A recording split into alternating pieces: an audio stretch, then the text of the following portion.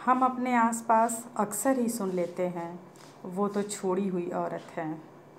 औरत का नाम होने के बावजूद उसे छोड़ी हुई नाम दिया जाता है। यह शब्द हमारे समाज में तलाकशुदा या परित्यक्त औरतों को देखने के नज़रिए को दर्शाता है। इसके पीछे के कारणों की तह में हमारा समाज नहीं जाता और वह छोड़ी हुई औरत खुद के जीवन को अधूरा मानकर जीती है। इन्हीं स्थितियों को कैद करती है मेरी यह कविता।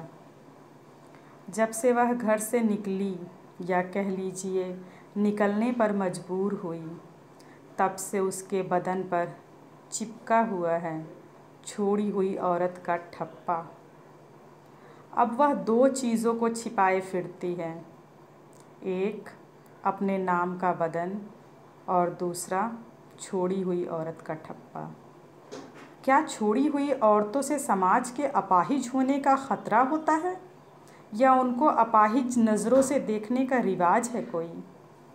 क्या छोड़ी हुई औरतों से छोड़े जाते समय उनका स्वाभिमान भी छीन लिया जाता है, या छोड़े जाने की प्रक्रिया में औरत के भीतर का सब कुछ खंगाल कर खाली कर देना कोई नियम है?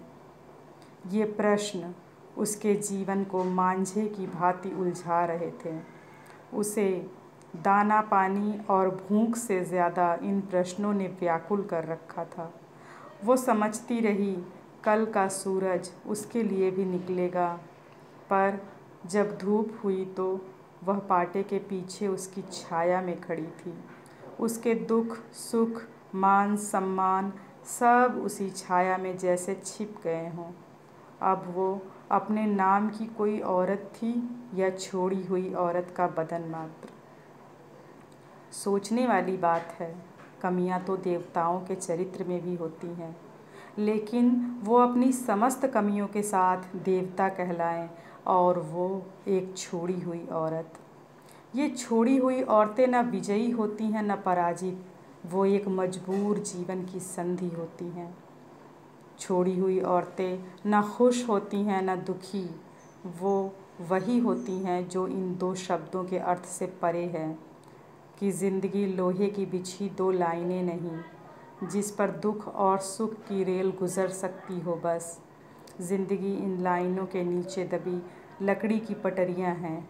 इन पटरियों पर असंख्य भार है।